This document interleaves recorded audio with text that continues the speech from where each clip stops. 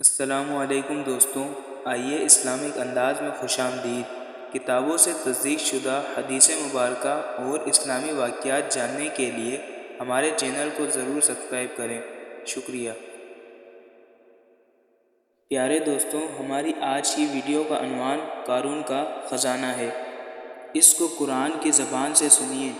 اللہ تبارک و تعالیٰ کا ارشاد ہے کہ ہم نے قارون کو اتنے خزانے دیے تھے کہ ان خزانوں کی کنجیاں ایک مضبوط اور طاقتور جماعت بمشکل اٹھا سکتی تھی۔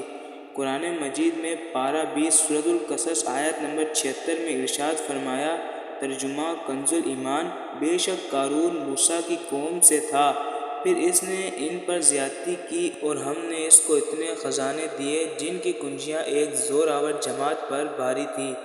حضرت موسیٰ علیہ السلام نے قارون کو جو نصیحت فرمائی وہ یہ ہے کہ جس کو قرآن مجید میں بیان فرمایا ہے۔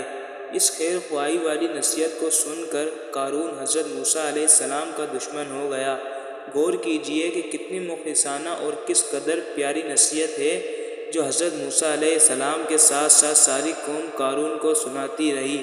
پارہ 20 سورۃ القصص کی آیت نمبر 76-77 میں ہے، جب اس سے اس کی قوم نے کہا کہ اترا نہیں، بے شک اللہ اترانے والوں کو دوست نہیں رکھتا، اور جو مال تجھے اللہ تبارک و تعالی نے دیا ہے اس سے آخرت کا گھر طلب کر اور دنیا میں اپنا حصہ نہ بھول، اور احسان کر جیسا اللہ تبارک و تعالی نے تجھ پر احسان کیا، اور زمین میں فساد نہ چاہ۔ قارون نے اپنے مال کے گھمنڈ میں اس مخلصانہ نصیحت کو ٹھکرا دیا اور خوب بن سور کر تکبر غرور سے اتراتا ہوا قوم کے سامنے آیا اور حضرت موسیٰ علیہ السلام کی بدگوئی اور ایذا رسانی کرنے لگا۔ اس کا نتیجہ کیا ہوا، اس کو قرآن کی زبان سے سنیے اور خدا کی اس قاہرانہ گرفت پر خوف الہی سے تھراتے رہیے۔ اللہ اکبر۔ پارہ 20 سورۃ القصص کی آیت نمبر 81 میں ارشاد فرمایا، کنز ایمان، تو ہم نے اسے اور اس کے گھر کو زمین میں دھسا دیا تو اس کے پاس کوئی جماعت نہ تھی کہ اللہ تبارک و تعالی سے بچانے میں اس کی مدد کرتی، اور نہ وہ بدلہ لے سکا۔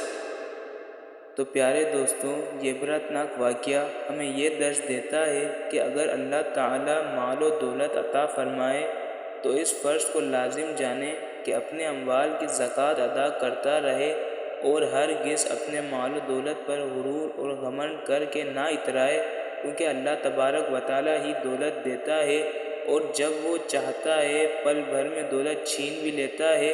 ہر وقت اس کا دھیان رکھتے ہوئے تواضع اور انکساری کی عادت رکھے اور ہرگز کبھی انبیاء، اولیاء و صالحین کی ایذا رسانی و بدگوئی نہ کرے کہ ان کی مقبولانہ بارگاہ الہی کی دعا اور بددعا سے وہ ہو جایا کرتا ہے جس کا لوگ تصور اور خیال بھی نہیں رکھ سکتے۔